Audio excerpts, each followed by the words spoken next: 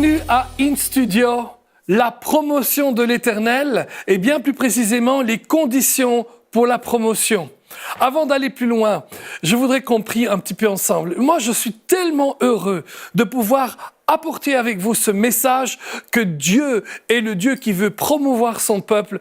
Il veut vous promouvoir. Il veut que votre nom devienne grand. Il veut que mon nom devienne grand. Il veut aussi que le nom de mes enfants devienne grand. Ce ne doit pas être seulement le nom des gens du monde qui doit être grand, mais chaque enfant de Dieu peut s'attendre à avoir une promotion dans sa vie. Peut-être remarqué par son professeur, remarqué par son employeur, quoi que ce soit que Dieu peut faire et veut faire dans votre vie, la promotion fait partie de ces choses-là. La promotion fait partie de la bénédiction. Alors, prenons quelques instants. Seigneur, nous venons à toi. Merci, Père, pour la parole de Dieu. Merci parce qu'elle est vivante, elle est efficace. Et les enseignements que tu nous donnent la vie pour tous les jours. Le psalmiste dit, Père, vivifie-moi par ta parole, par tes promesses. Eh bien, nous avons cette promesse de la promotion dans nos vies. Et nous nous attendons à ce que nous soyons promus, Père, à ce que ton nom en nous soit promu, afin que nous puissions aller plus haut, être élevés plus haut, non pas pour notre gloire, mais pour la gloire de Jésus-Christ. Je bénis tous ceux qui nous regardent. Je les bénis dans le nom de Jésus. Soyez bénis. Amen. Amen. Wow, alléluia. Ouh. Nous avons parlé de la promotion, nous avons vu que c'était la volonté de Dieu de nous promouvoir. La promotion fait partie de la bénédiction de Dieu. Nous avons vu que la promotion était produite par le Seigneur, non pas par l'orgueil, mais par l'humilité. Nous avons aussi vu dans notre dernière session que la promotion commence avant tout dans notre cœur. Amen. Dans notre cœur, nous avons parlé de David qui avait un cœur selon Dieu, ou plutôt qui était un homme selon le cœur de Dieu. Amen. Et aujourd'hui, dans cette série, nous allons voir que la promotion est le résultat d'un cœur renouvelé. Le résultat d'un cœur renouvelé. Dans notre dernière leçon, nous sommes passés chez David et nous avons souligné le fait qu'il était un homme selon le cœur de Dieu. Le prophète Samuel était passé littéralement chez son père pour oindre le prochain roi. On lui présente le fils aîné et Samuel dit, il le voit, il le trouve fort, il pense que ça va être lui, mais ce n'était pas lui. Samuel apprend alors une grande leçon de la vie, en Christ et en Dieu. L'homme regarde à l'apparence, mais Dieu regarde au cœur. Puis un autre, ce n'est pas lui. Encore un autre, et ce n'est pas lui. Il demande s'il n'y en a pas un autre. Et on lui dit, oui, il y a un dernier enfant, mais il s'occupe des moutons. Et Samuel demande à ce qu'on aille le chercher. Et finalement, David arrive. C'était lui. Dieu avait trouvé un homme selon son cœur. Alléluia. Wow, un homme selon son cœur. La promotion, écoutez, la promotion n'est pas un but en soi. La promotion se reçoit. Je répète, la promotion n'est pas un but en soi. La promotion se reçoit. Dans Galates, au chapitre 6, le verset 9, il est dit « Ne nous lassons pas de faire le bien, car nous moissonnerons au temps convenable si nous ne nous relâchons pas. » Amen. Nous moissonnerons au temps convenable, au temps juste, au bon moment, si nous ne nous relâchons pas. Alors, continuons à faire le bien. Alors, continuons à vivre selon le cœur de Dieu. Ayons un cœur renouvelé. David était un homme spécial, c'était un homme plein de compassion. Alors que David était puissant guerrier, il était aussi un homme de grande miséricorde. David était un homme qui pratiquait ce que Jésus prêcherait plus tard. Plusieurs fois, David a montré de la miséricorde à des gens qui ne le méritaient pas, ou dont la plupart ne feraient même pas eux-mêmes preuve de miséricorde envers d'autres personnes. Par exemple, 2 fois, David va épargner le roi Saül. David a montré sa miséricorde à la ville de Jabez en Galade. La Bible dit qu'on informa David que c'était les gens de Yabes-Galad qui avaient enterré Saül. David envoya des messagers aux gens de Galad pour leur dire « Soyez bénis de l'Éternel, puisque vous avez ainsi agi, montré de bienveillance envers Saül, votre maître, et que vous l'avez enterré, et maintenant que l'Éternel use envers vous de bonté et de fidélité. » David avait montré de la malignité, de la gentillesse, de la compassion pour la ville de Galad. Abner était un grand chef militaire, mais il s'était mal comporté. Et David va toutefois le pardonner, au point où un homme va dire ceci, quand il est mort, David va dire ceci, « Ne savez-vous pas qu'un grand homme est tombé aujourd'hui en Israël ?» Voyez-vous, malgré le fait que Abner s'était mal comporté vis-à-vis de David, ce dernier le pleura, un grand chef est tombé. Il a montré beaucoup de miséricorde face à Méphibosheth, le fils de Jonathan, son ami, mais surtout le petit-fils du roi Saül. Méphibosheth aurait pu être l'héritier. Il aurait pu être une menace pour David, mais David s'est montré tellement compatissant et miséricordieux. Amen. Il y a un homme qui s'appelle Shimei dans 2 Samuel, chapitre 16, et voici ce qu'il dit au roi David. « Que mon Seigneur ne tienne pas compte de mon péché, de mon iniquité, qu'il oublie que ton serviteur l'a offensé le jour où le roi mon Seigneur sortait de Jérusalem, et que le roi n'y ait point regard. Car ton serviteur reconnaît qu'il a péché. Et voici, je viens aujourd'hui, le premier de toute la maison de Joseph, à la rencontre de toi, mon roi, mon Seigneur. » Alors Abishai, fils de Tséruja, prit la parole et dit, « Shimei ne doit-il pas mourir pour avoir maudit le oint d'Israël et le oint de l'Éternel ?» Mais David dit, « Qu'ai-je à faire avec vous, fils de Tséruja? Et pourquoi vous montrez-vous aussi aujourd'hui mes adversaires? Aujourd'hui ferait-on mourir un homme en Israël?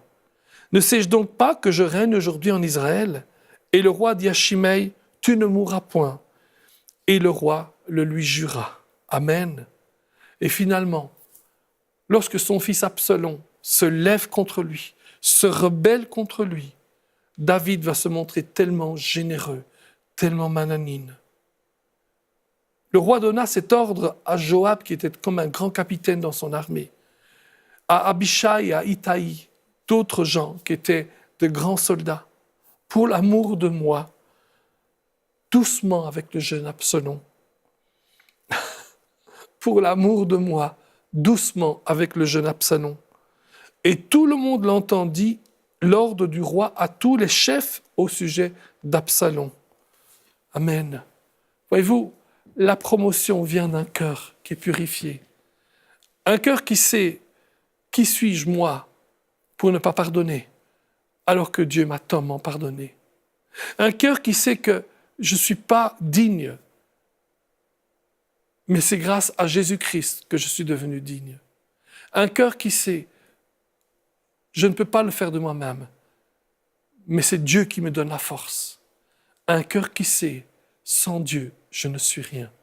Amen.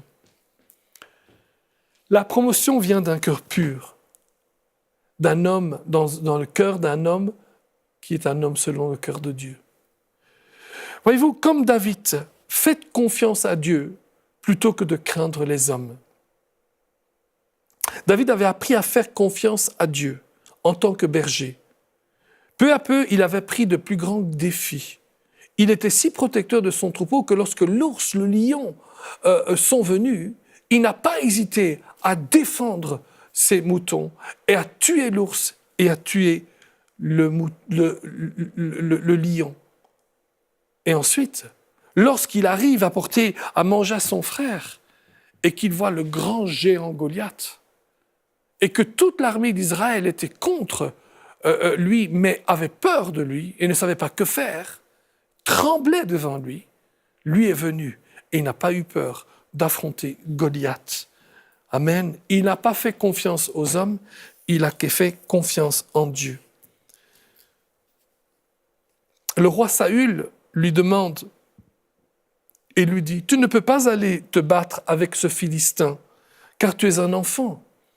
Et il est un homme de guerre dès sa jeunesse. » Mais David dit à Saül, « Ton serviteur faisait paître les brebis de son père. Et quand un lion ou un ours venait en enlever une du troupeau, je courais après lui, je le frappais et j'arrachais la brebis de sa gueule. S'il se dressait contre moi, je le saisissais par la gorge, je le frappais et je le tuais.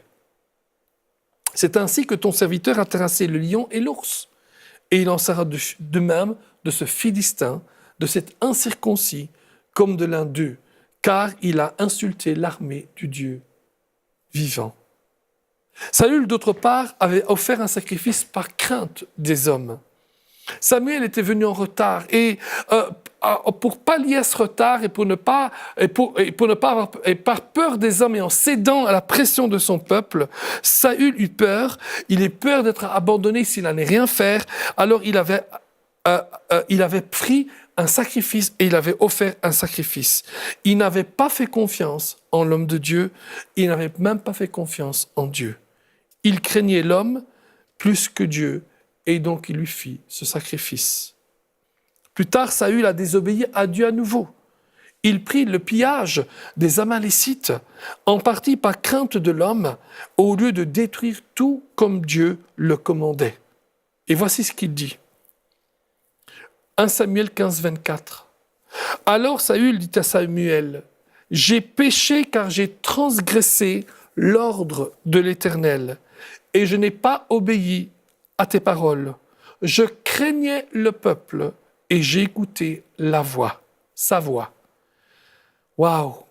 La confiance de David en Dieu avait été édifiée pendant ses années de travail en tant que berger. Probablement que Saül, lui, il jouait avec ses copains pendant qu'il grandissait, mais David a commencé à marcher avec Dieu depuis le plus jeune âge et il a commencé à avoir confiance et confiance et confiance et confiance et confiance en Dieu. Il avait face à des défis et avait fait confiance en Dieu plutôt que de craindre les hommes. À chaque occasion, sa foi a été édifiée. À chaque occasion que vous aurez, votre foi sera édifiée. Faites confiance en Dieu. Lorsque nous faisons face à des défis, au travail ou dans d'autres domaines de notre vie, comment allons-nous les traiter? Allons-nous laisser l'ennemi prendre du terrain par la peur en nous ou allons-nous faire confiance en Dieu et dire « Seigneur, je suis avec toi, je te fais confiance, je marche dans la paix, je marche dans l'amour, je marche dans la confiance. » Amen. Alléluia. Et ainsi je pourrais me mesurer à des géants aussi grands que Goliath dans ma vie. Même Jésus savait faire confiance en Dieu. Jésus n'avait pas peur des hommes. Il n'avait pas peur de bouleverser même les gens. Il a pris le plus grand Goliath de tous, qu'on appelle la mort. Amen. Et il a remporté la victoire sur la mort. Si nous voulons un cœur comme Dieu, alors nous devons aussi commencer à prendre cette position de confiance en Dieu. Comme David, marcher dans l'humilité plutôt que dans l'orgueil. David était humble. C'était un homme humble, un cœur de serviteur. David avait appris l'art de l'humilité et du service. Le grand prophète Samuel était venu en ville. Les anciens de la ville étaient nerveux. Samuel avait invité Isaïe et sa famille à un sacrifice qu'il allait faire. C'était un grand honneur et les fils d'Isaïe passaient devant Samuel comme des mannequins, probablement habillés pour l'occasion. Où était David? Quand tout cela se passait-il? David n'était pas habillé comme le petit mannequin, David était en train de paître les troupeaux. Amen. Il était sur le terrain et il servait Dieu, il servait son Père de tout son cœur. Le désir de David était de servir plutôt que de chercher l'honneur pour lui-même. Cela l'a mis à part parmi ses frères. Amen. Les désirs de David de servir plutôt que de chercher l'honneur pour lui l'a mis à part de ses frères. Il a démontré cette qualité encore et encore après avoir vaincu Goliath et gagné le droit d'épouser la fille du roi Saül, il ne se sentait même pas digne de devenir le fils de droit du roi Saül. Il a donné gloire à Dieu pour sa victoire. David savait que ce n'était pas sa compétence ou son armement ou son équipage ou son équipement, pardon, c'était le nom du Seigneur et sa puissance qui avait donné à Israël la victoire. D'autre part, Saül a agi par orgueil et par gain. Quand il a attaqué les Amalécites, il voulait le butin pour lui-même. Au lieu d'être obéissant et de tout détruire, il garda pour lui le meilleur. Il s'est même érigé une statue en son propre honneur. Waouh! 1 Samuel 15,9 dit cela. Et verset suivant. Mais Saül et le peuple épargnèrent Agag et les meilleures brebis, les meilleurs bœufs, les meilleures bêtes de la seconde portée, les agneaux gras et tout ce qu'il avait de bon. Ils ne voulurent pas le dévouer par interdit et ils dévouèrent seulement tout ce qui était méprisable et chétif. L'Éternel adressa la parole à Samuel et lui dit « Je me repens d'avoir établi Saül pour roi, car il se détourne de moi et n'observe pas mes paroles. » Samuel fut irrité. Il cria à l'Éternel toute la nuit. Il se leva de bon matin pour aller au-devant de Saül. Et on vint lui dire, Saül est allé au Carmel, et voici, il s'est érigé un monument. Puis il s'en est retourné, et passant plus loin, il est descendu à Gilgal. Quelle est la différence entre les attitudes de David et de Saül? Amen. Vous voyez comment c'est différent? David est humble, Saül est orgueilleux. David veut voir le règne de Dieu, Saül veut voir son propre règne. Voyez-vous, comme David, repentez-vous quand vous péchez et ne couvrez pas le péché. Il savait se repentir et il s'est repenti. C'est probablement une des qualités les plus impressionnantes du roi David. C'est d'ailleurs une des qualités les plus impressionnantes que je rencontre chez les hommes de Dieu. C'est des hommes qui comprennent que quand ils ont fait une erreur, ils se repentent. Ils disent, je me suis trompé. Je vous demande pardon, je vous prie de m'excuser, je me suis trompé. Amen. Et nous devons apprendre à savoir aussi nous repentir lorsque nous avons fait quelque chose de mal. Même si nous, en tant que parents, nous faisons quelque chose de mal à nos enfants, nous leur crions dessus alors qu'il ne fallait pas leur crier dessus, nous les critiquons alors qu'on ne devrait pas les critiquer, ou nous avons fait quelque chose qui n'était pas juste. Ayons le courage d'aller vers eux et de leur demander pardon. Amen. David avait commis des péchés très graves. Selon la loi de l'Ancien Testament, il aurait effectivement été tué, mis à mort pour ses actions. Rien que dans le cas de son fidèle Uri, qu'il va envoyer au front pour être tué, afin qu'il puisse prendre sa femme pour femme.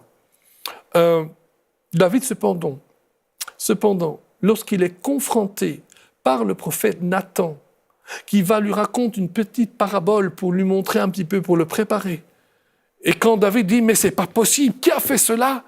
Et Nathan lui dit « C'est toi. » Et David le reconnaît et il se repent.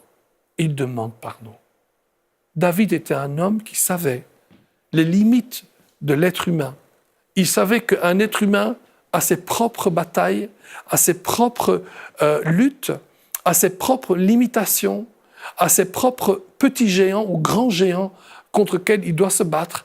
Et il savait que quelquefois, on n'y arrive pas, il n'y arrive pas, et il tombe, mais il reconnaissait et il se repentait devant Dieu. Amen. Waouh. Après que David eut fait un recensement des combattants d'Israël et de Juda, le Seigneur était particulièrement fâché contre lui. Et encore là, David se repent immédiatement. À chaque fois que vous faites quelque chose de mal, Ne procrastinez pas, ne reportez pas demain ou après-demain ou quoi que ce soit le moment de la repentance, mais allez vers le Seigneur et dites, Seigneur, j'ai péché contre toi et le ciel et je te demande pardon, je reconnais mon péché. Amen. Amen. David ne couvre pas son péché, il ne donne pas d'excuses, il s'en détourne tout simplement, il accepte le blâme. Il se repose sur la miséricorde de Dieu, sur la compassion de Dieu, sur l'amour de Dieu, sur le pardon de Dieu. Même dans ses péchés, David démontre qu'il avait un cœur selon Dieu. Quant à Saül, lui, il est confronté par Samuel après qu'il ait fait une offrande non autorisée à Dieu. Alors il essaie de blâmer Samuel. C'est parce que tu es venu en retard. Et ensuite, quand il ne parvient pas à obéir à Dieu dans la destruction des Amalécites, il essaie d'abord de faire croire à Samuel qu'il avait pleinement agi selon ses instructions, mais quand Samuel entend et découvre la vérité, il entend tous ces bruits de bêtes, etc. et tout, Saül va blâmer ses hommes pour avoir pris le butin. Saül n'accepte pas la responsabilité de ses actions. Un homme qui a le cœur selon Dieu accepte les responsabilités de ses actions. L'incapacité de Saül de se repentir et d'admettre ses échecs signifie qu'il a dû être rejeté. Voyez-vous, c'était la capacité de David à se repentir qui faisait que Dieu pouvait lui pardonner. David démontre que son cœur est pour Dieu dans son désir de se débarrasser du péché et de vivre dans une vie de sainteté. Dans Proverbes, au chapitre 28, verset 13, il est dit « Celui qui cache ses transgressions ne prospère point, mais celui qui les avoue et les délaisse obtient miséricorde. » Dans 1 Jean, au chapitre 1, verset 9, il est dit « Si nous, qui c'est nous ? Nous, c'est vous et moi.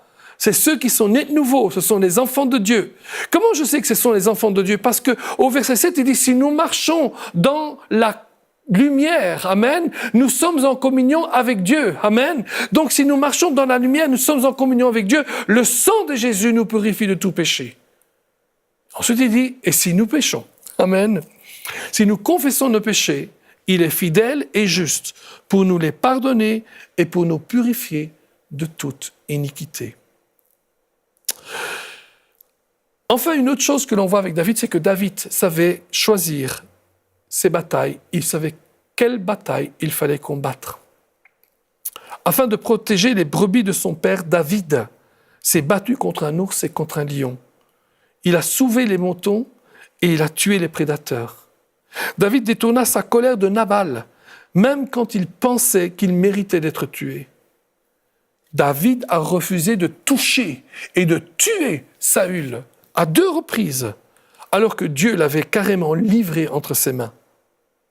Avant de se mesurer à Goliath, David a demandé « Quel est le prix pour celui qui tuera ce Philistin ?» David savait que c'était une bataille qui en valait la peine d'être combattue. Saül, lui, ne connaissait pas ça. Il ne connaissait pas la différence entre des amis et des ennemis. Dieu a dit « Détruisez les Amalécites » et Saül a épargné le bétail et sauvé le roi des Amalécites. La jalousie de Saül l'a amené à combattre son propre ami David. Saül était déjà roi et rien n'aurait pu être gagné de toute façon en tuant David. Mais le succès de David aurait dû être le succès de Saül, c'est comme ça qu'il aurait dû le comprendre. Un homme selon le cœur de Dieu doit apprendre à choisir ses batailles. Si vous gagnez l'argument, qu'allez-vous gagner ? Nous devrions nous demander, cette bataille vaut-elle la peine d'être combattue ? Qu'allons-nous gagner si nous gagnons ? Vaut-il l'effort ou l'amitié ? David était un homme selon le cœur de Dieu, parce qu'il avait confiance en Dieu plutôt que de craindre les hommes, parce qu'il marchait dans l'humilité plutôt que dans la fierté, parce qu'il s'était repenti et avoué son péché plutôt que de le couvrir, parce qu'il savait choisir ses propres batailles, les vraies, les bonnes batailles. Et Dieu lui a donné la promotion. Amen. La promotion ne vient pas de nous, elle vient du Seigneur. Si nous développons un cœur selon Dieu, nous nous positionnerons pour la promotion. Jésus dit dans Matthieu chapitre 6, verset 33, « Cherchez d'abord le royaume de Dieu et sa justice, et toutes ces choses vous seront données par-dessus. » La promotion, ce n'est pas ça que nous recherchons. Nous cherchons tout d'abord le royaume de Dieu. La promotion est quelque chose qui nous est donné en plus. Et lorsque nous mettons Dieu et son royaume à la première place, nous recevrons la promotion. Le Seigneur nous préparera toujours pour la prochaine promotion. Il nous conduira à travers sa parole. Ta parole est une lampe à mes pieds, une lumière sur mon sentier. Oui, il leur suscita un roi, David, auquel il a rendu ce témoignage. Dieu a rendu ce témoignage. J'ai trouvé David, fils d'Isaïe, homme selon mon cœur, qui accomplira toutes mes volontés. Amen. Dans les prochaines leçons, nous allons voir d'autres conditions pour la promotion. Nous allons voir que David servait avec un cœur de serviteur. Nous allons voir qu'il vivait dans l'humilité. Nous allons voir qu'il s'appliquait à suivre les principes de Dieu avec sérieux. Nous allons voir qu'il était loyal, et je dis bien loyal et pas fidèle. Un jour, une personne est venue vers moi et m'a dit « Mais pasteur, dans la Bible, je vois pratiquement que le mot fidèle. » Dans la Bible, fidèle veut dire fidèle et loyal. Aujourd'hui, fidèle veut dire fidèle et loyal veut dire autre chose. Et donc, nous verrons c'est quoi la loyauté et comment c'est tellement important. Parce que Dieu récompense la loyauté par la promotion. Et nous allons voir aussi que David était un homme intègre, un homme droit. Alléluia. La promotion est ici et elle est prête pour nous. Alors, prions ensemble et que le Seigneur puisse vraiment vous donner la puissance pour être promu, cette promotion qui vient de l'Éternel. Amen. Là où vous êtes, eh bien, serrez vos mains. Si vous êtes avec des amis ou avec votre femme, votre épouse, vos enfants, votre famille ou même avec des amis serrez la main des uns des autres et commencez à prier avec moi. Père, dans le nom de Jésus-Christ, je prie pour ceux qui nous regardent. Je prie pour la puissance de la promotion, afin qu'elle se manifeste dans leur vie. Eux, pas ceux qui sont là tout seuls simplement, mais eux, avec leur famille. Et même si la famille n'est pas autour d'eux, tout le monde a de la famille. Eh bien, que tu sois avec eux et que tu commences à les rendre prospères, à rendre leur nom grand, à les conduire vers une nouvelle dimension de la promotion que tu as pour eux. Le meilleur est devant eux. Ils sont la tête et pas la queue. Ils sont les premiers et pas les derniers. Ils sont bénis de toutes les bénédictions spirituelles en Christ Jésus dans les lieux célestes. Et je prononce la bénédiction sur vous. Je prononce la promotion sur vous. Je vous le dis, le meilleur est devant vous. Allez avec la puissance de Dieu. Mettez votre cœur en place. Purifiez votre cœur. S'il faut, allez vers le Seigneur. Confessez vos péchés. Demandez pardon et regardez, observez le Seigneur apporter la promotion dans votre vie, dans votre travail, dans votre famille, dans votre école, où que vous soyez, la promotion est là. Je vous bénis. Cette émission a pu être réalisée grâce au précieux soutien des partenaires d'Enseignement Canal International. Retrouvez tous nos programmes sur emcitv.com.